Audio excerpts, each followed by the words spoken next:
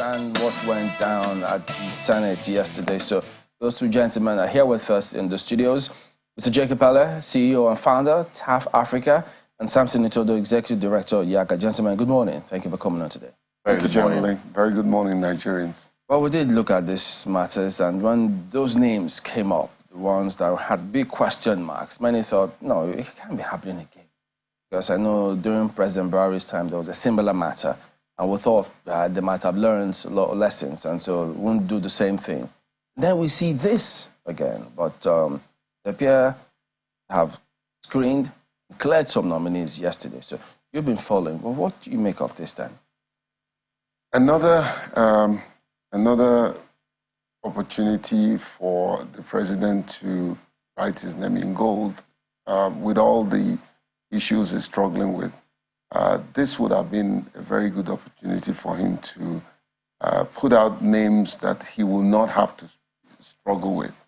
And unfortunately, we have names that are very undemocratic, individuals with questionable character, and people that we know will not serve the required expectation of every and any Democrat. And it's not too late for them to be withdrawn.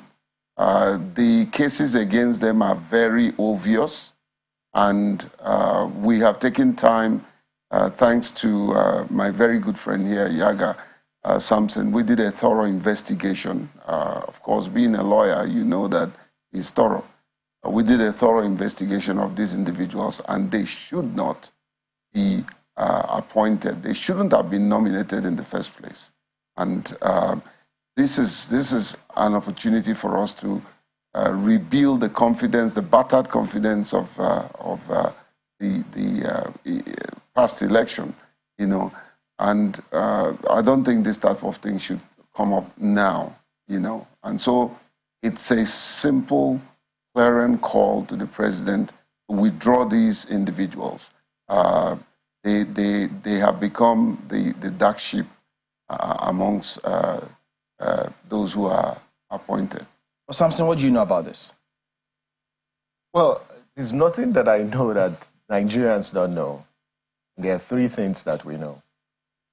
The first is, this is not the first time this is happening. It happened under President Buhari, where he flooded the Electoral Commission with persons who had partisan inclination and persons who had questionable character.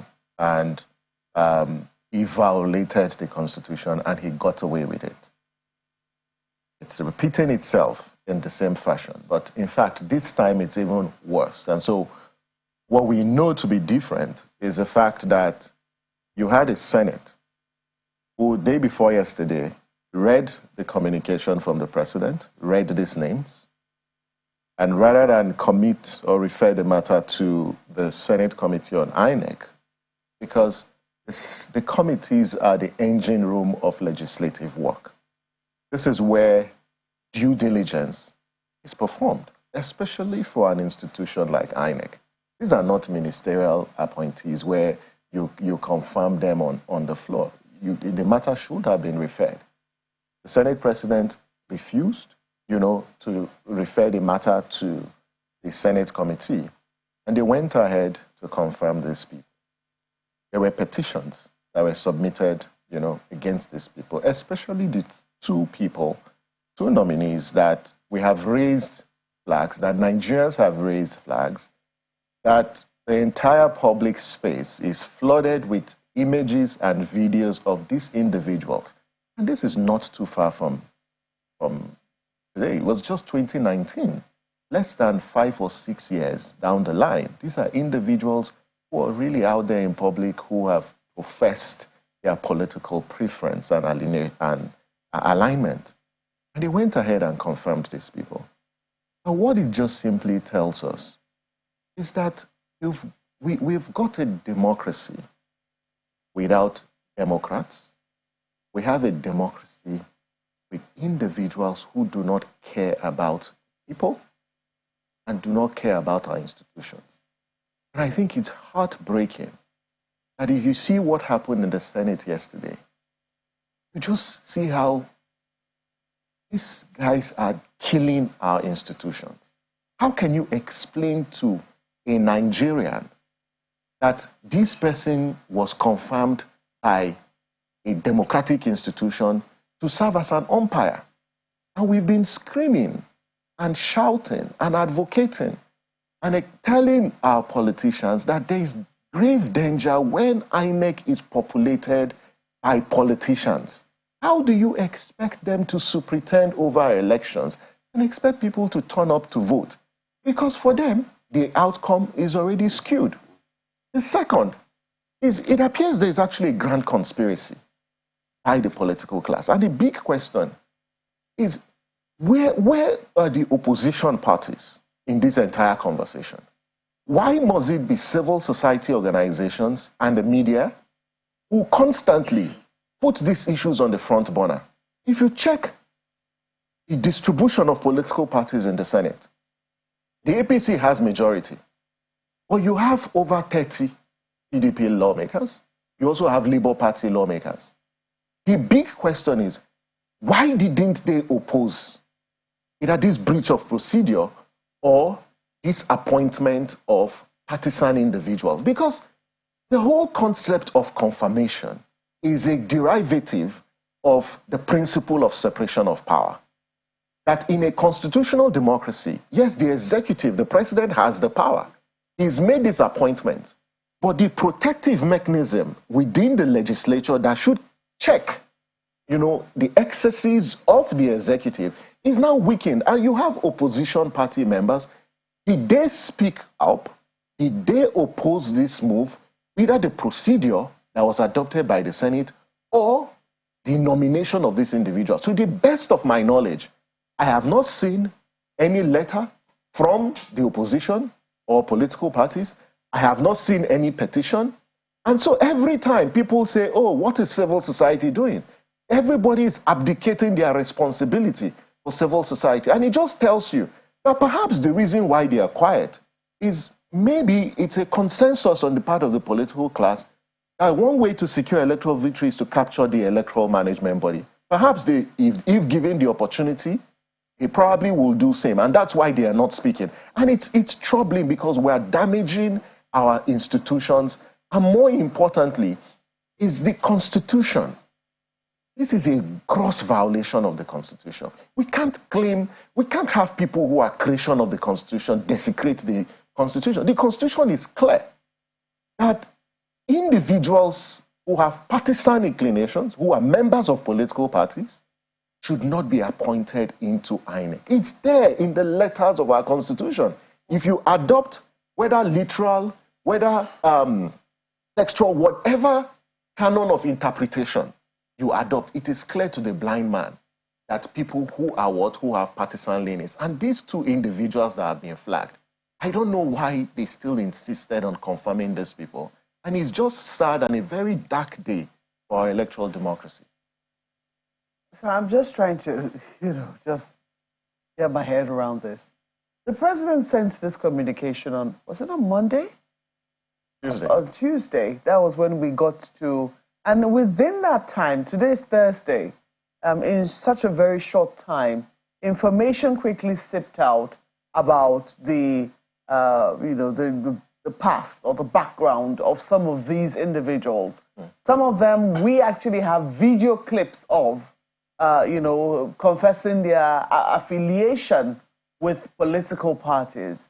These clips, it will be very helpful if these clips can actually come up as we speak about them, and I'm speaking to our producers. This is one clip of, one of the Rex has now been confirmed, Mr. Itekamba Umoren.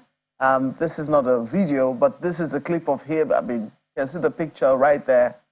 Clearly wearing the APC. Yeah, the APC uniform or the cloth, depicting a political party. Yeah. This came up, and within that time, people thought, oh, maybe there was some mistake.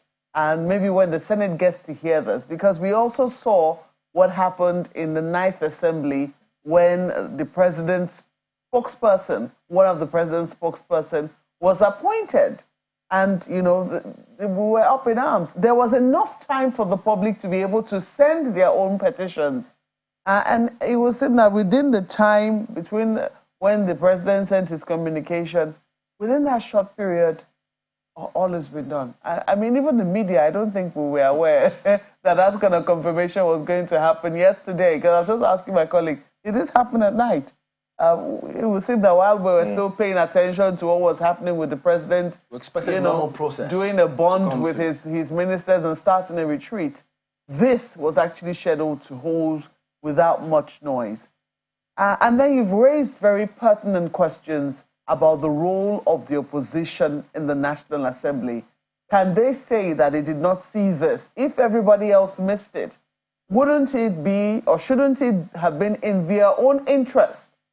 Because this jeopardizes their own chance of being able to return to the National Assembly. Is there a reason why it would appear that civil society seems to be crying louder than the opposition?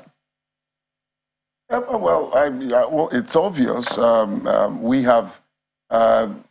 Money has not exchanged hands. Nobody is giving us anything, and you know, one will say, well, you don't have evidence. But Samson raised a very important issue, and that's the opposition political parties who are in the National Assembly. We expected them to take this up and speak loudly, but they are keeping quiet, and it's surprising to me.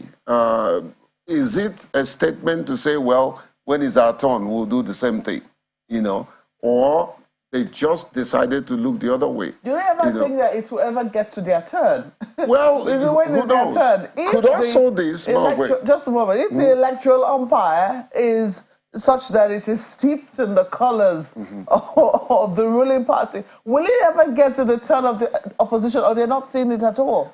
Or they all intend to join the ruling party? Unfortunately, it's like whatever the ruling party says or does is what everybody would do. But you see, like my colleague said, they are grossly undermining the institution of democracy and people that will grow up to be interested in the process. It's unfortunate. I keep saying it.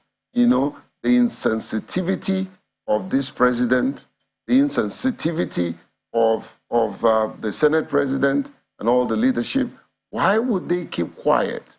And obvious evidence. You don't need to be a lawyer. You don't need to be a judge to see that there are very, very meaningful, impactful evidence against these individuals. Okay. Or could it be that it's another way of compensating the people?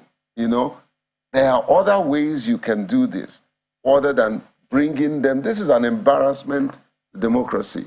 And I'm shocked. Also, I'll be shocked how INEC will receive these people and work with them, knowing fully well that they are... Do they have a choice in the matter? Well, I don't know. Maybe.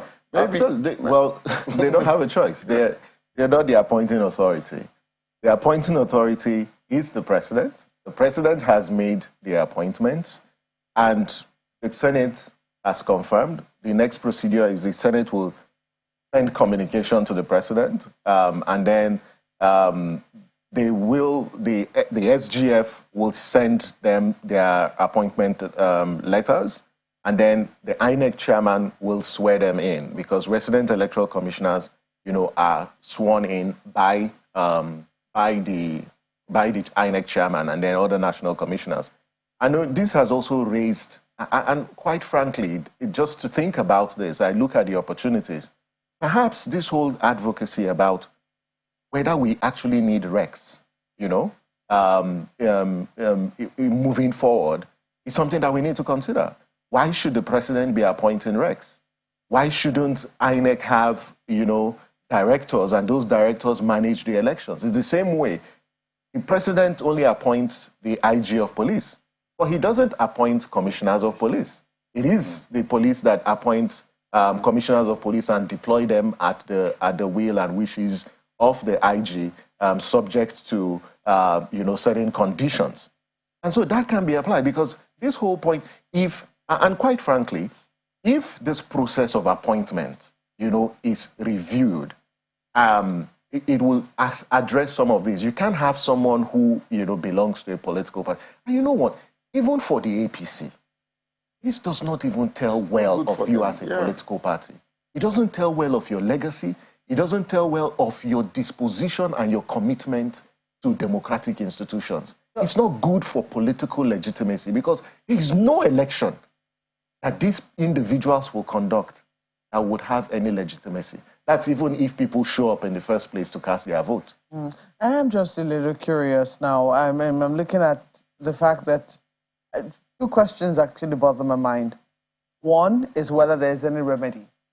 If indeed, from what we saw on national television, these gentlemen have been, this is the video. Oh, listen to the let's listen to this video. Let me just say, you were secretary to government until January. Thank you. From today, have you accepted that Akwa Ibom State should become APC and all things have passed away? If you say so, collect the broom, wave to the crowd here and tell them that they are in safe hands. You are a technocrat of the highest order. Take a more modern. You didn't pass secretary to second. APC! APC! Akwa Ibom, you are in safe hands. Let me not waste your time, but let me just say. The hair right there. That is that a ghost? That's the current Senate president. That was sometime in 2019 when the SSG, then SSG, defected from the PDP to the All Progressives Congress in 2019. So two questions, as I said, bothered my mind. Because the first is that what the Constitution states is that you must not be card-carrying members of any political party. Some might argue that, they have since resigned their membership of political parties. Can individuals still qualify as, being fit to be resident electoral commissioners if they have resigned their membership of political parties? Let me have your take. Well, I'll speak on the moral ground because I'm not a lawyer. Samson is. Morally speaking, if for any reason you resign from a political party and you're well known to have interest in that political party, resignation is just what you've done on a piece of paper. There is no proof that you don't have interest in what that political party will do or will do going forward. So for me, on a moral ground, if you want to take the high moral ground, I will not want to be part of anything that aligns me to that political party, morally speaking. And I think there's also issue where there is a convergence between morality and legality. But my colleague who is a lawyer will speak more on that. But for me, as an individual, what is tenable, I will not take it. I think that there is a remedy. And the remedy is... You're speaking to the remedy already. I want you to speak to whether or not, because if they say, look, okay, yes, he defected, but he's since resigned even that of the APC. Now, some people will say, well, he's been in APC, he's been in PDP, so maybe he's for both of them and it's for nobody. Shouldn't that suffice as to some neutrality that he could possibly show? Now, if we look at this from a legal standpoint, the Constitution is clear that you must not be a registered member of a political party. And so, to that extent, if they claim he resigned his membership from a political party before he was appointed, and I guess that's the claim they are making, but they need to go back to the Electoral Act and what the Electoral Act says. When it was introducing sanctions, there were provisions in the 2022 Electoral Act that sought to protect the neutrality of INEC officials. And it said whether you are a member or you are connected to any political party. It doesn't say whether, it doesn't limit, the issue to membership, or whether you are linked or you align with a particular political party and you don't disclose, then it is an offense.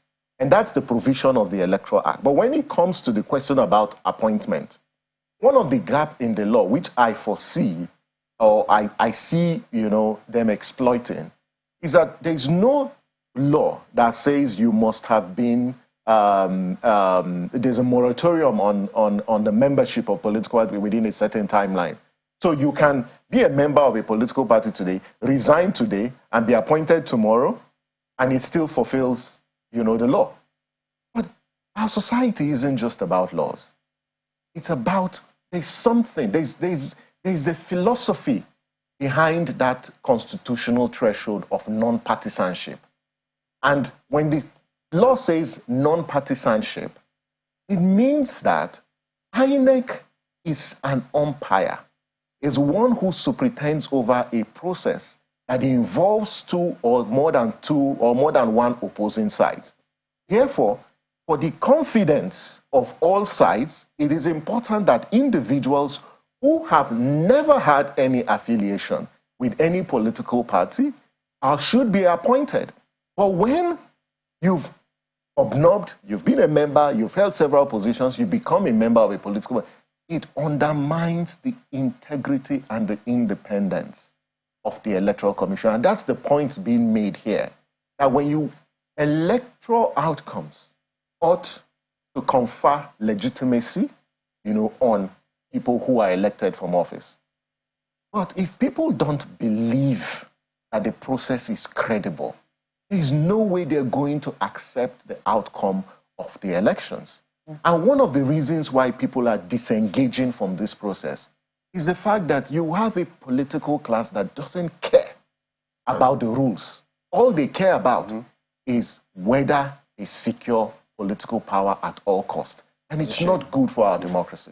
Well, no, real quick. We'll talk about remedy. We'll talk about remedy when we come back. Okay. So don't worry, just hang on. There's a lot more to unearth in just a moment. Don't go away.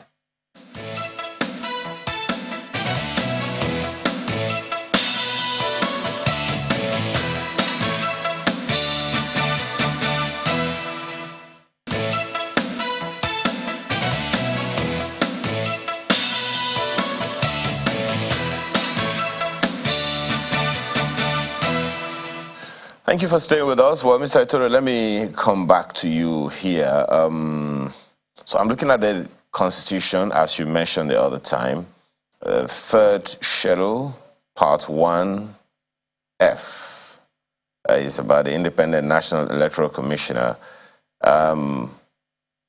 14 sub 3 says there shall be for each state of the Federation and the Federal Capital Territory, Abuja, a resident electoral commissioner who shall A, be appointed by the President subject to the confirmation by the Senate, B, be a person of unquestionable integrity and shall not be a member of any political party, and C, not be less than 35 years of age.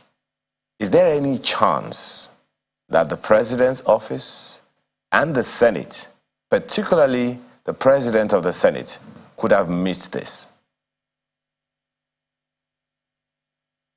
Well, I don't think that the President could have missed it. And the reason is, if you check the statement from the presidency, the first paragraph in the first list referred to the relevant sections of the Constitution. And so I don't think they missed it. I don't even think that it was misinterpreted. I personally think that this is deliberate. It was intentional. Because Nigerians need to know that there are actually 3 different lists. The first list that came out from the official handle of the government had 9 names. That list was withdrawn 24 hours later. Another list was published with 10 names, and then some names were replaced. The names from Ekiti, for Kwara, and I think with one other state. Now, when the names were read on the floor on Tuesday, 2 names were also substituted. One from Niger and then one from Zamfara. So technically, within the last 1 week, there have been 3 different sets of lists. There's some names that have been consistent. And so I don't think that, you know, they could have missed it. Because let's look at the first list. The first list, there are some names, and the moment that name was released, citizens started speaking out. And I give it to the president. Some of those names were actually withdrawn. But it's bewildering that these 2 nominees, the one from Akwa Ibom and Edo, who it's a matter of public knowledge, you know, have been partisan, and you can clearly see from the video that was shown. Now, why did they insist to proceed with this? And why we need to look at the Senate is, I've talked about the separation of powers. The reason for confirmation is to ensure due diligence, is to ensure that the appointments made by the president fall within, it's in compliance with the provisions of the Constitution. The Senate that should have reason to protect the Constitution did fail in its responsibility. Okay. And they are the ones who have a responsibility for making laws, so they know. Okay, well, Mr. Itodo, just 1 second. On that very issue that you just raised now, first of all, the president of the Senate and chairman of the committee of the whole is a former governor who, in that video that we saw, was making the announcement and calling this gentleman that's been flagged by Nigerians out now. Now, how much of an indictment would you say that is on the person and office of the president of the Senate as at today? No, in terms of an indictment, it's a matter of public knowledge that this individual, one of these individuals, and the nominee from Akwa Ibom, you know, worked closely with the Senate president. He served as his chief of staff while he was minister of the Niger Delta, you know, and you can see from that video. And it's really unfortunate, and I don't think that the Senate president, by this action, has written his name in gold. Instead, by this singular action that he took, it is clear, it is really, really clear that it's going to undermine our electoral democracy and undermine the neutrality of the independent National Electoral Commission, because it's obvious that it is protege. And you can't, it's inexplainable. Quite frankly, I don't know how Nigerians are actually receiving this, that someone who was an aide of the Senate president, you know, is confirmed. This was the same issue that citizens rose against when former President Buhari appointed his aide, you know, as a national commissioner of INEC. So to a very large extent, it's unfortunate, and I think it was a missed opportunity for the Senate president to deepen the quality of our electoral process. But this singular action is further going to deepen, you know, the crisis of confidence that INEC and our electoral process currently have. Okay. And it's just really clear. And again, I want to make the point that I think the senators also let the Senate president have its way. And I don't know what happened whether in executive session, in whatever session, but did senators of good conscience rise up to speak? I know people in the Senate who are not happy with this decision. But why are they not speaking out? Is the legislature also captured like other democratic institutions? If they speak out, is there going to be a reprisal? Because one thing I expected was if the Senate president insisted on a particular procedure, what should have happened was some of the senators who opposed this would have come out to the public and say, we stand and we oppose it. We've seen that happen at the House. But since there was no such action, I just think that perhaps there was just consensus on the floor to adopt the same procedure. Okay, let me quickly ask Mr. Epelle. Well, your colleague there said the other time that the Senate, by these appointments, even though a letter was sent to the Senate concerning this particular matter, they themselves went ahead and approved. And to use some of his words, the Senate did not do due diligence. First of all, do you agree with him? And if you do, and this has happened now, should there be a consequence? Should there be an adjustment to the law? What do you think could be wrong here? Thank you very much. Two things. Number one, if any of them are playing to the gallery and trying to give us this excuse that, well, this individual resigned. What about the integrity question? It's very obvious, that these two gentlemen, would I call them gentlemen, are of questionable character, and that is enough reason for their nomination never to go through. But however, the issue of the remedy. Now, Mr. President, maybe you're watching. Let me say that true leaders, great leaders, have learned to make decisions and reverse themselves. There is still remedy. You can reverse this. There's nothing wrong in you saying, well, we're recalling this individual. He cannot go forward. That will give you a thumbs up by the citizens who are watching you. And like my colleague says, the confidence of even the forthcoming off-cycle election is at stake. And if we must rebuild this confidence, we must also ensure that we don't make this kind of very obvious mistakes that turns our hearts and rumbles our stomach. So there is an opportunity to reverse this if they choose to. But if you don't, this country, these citizens, all of us will continue to hold you accountable. And sometimes I begin to wonder whether this is a grand design to shore up themselves for 2027. Who knows?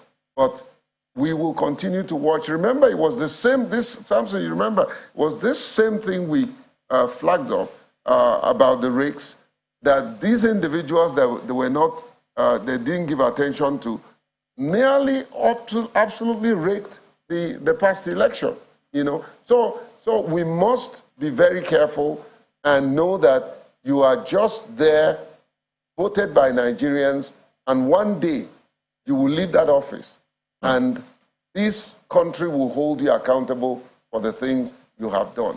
I don't know how these guys sleep, because I can't get involved in things like this and be able to have my peace. And I'm sure all of them, this country will continue to hold you accountable. Well, just one other thing with you, and then I'll come back to Mr. Itodo. Do you see a need? Mr. Itodo mentioned a gap that could have been exploited, or that is probably being exploited, that the person should be non-partisan, and the proof of partisanship would be membership of a political party. But if you are non-partisan, that means you probably have, left a political party. But Mr. Itodo said that there isn't a time given in the law that, okay, between so-so time and so-so time, you must have left for maybe 5 years or 10 years before you can be appointed a member of, INEC, to be a part of the electoral system. Do you see a need to adjust the Electoral Act in particular to the effect? Well, the lawyers will say a leading question. This is a leading question. Capital, yes. There's a need for us to interrogate the current sets of laws and the clauses and the provisions and see how to tweak them to accommodate the not just the legality of the provisions, but the morality of the provisions. Like I said, you cannot say to me, you are a member of a political party by today, and tomorrow you will resign just because you want to be appointed.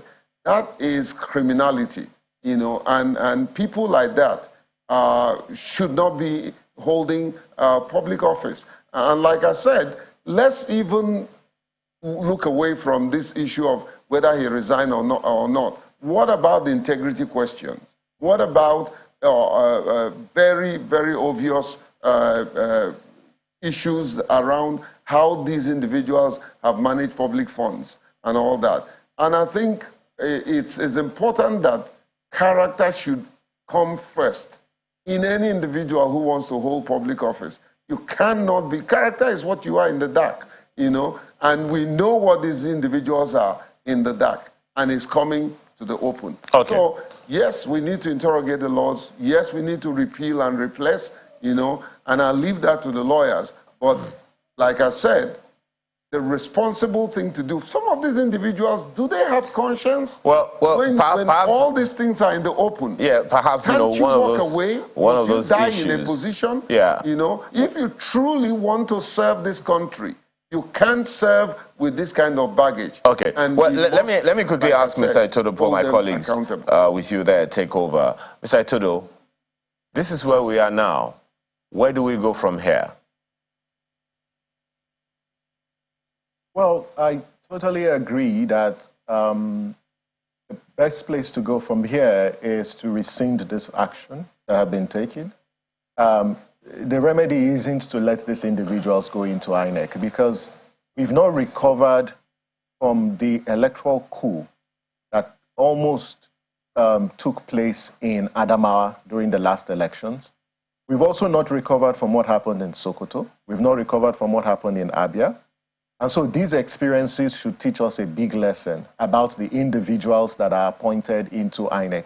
This action is totally unacceptable, and it's an assault on the Constitution, as well as an effort to undermine our democratic institutions, as well as capture INEC. So it needs to be stated, and this can be remedied.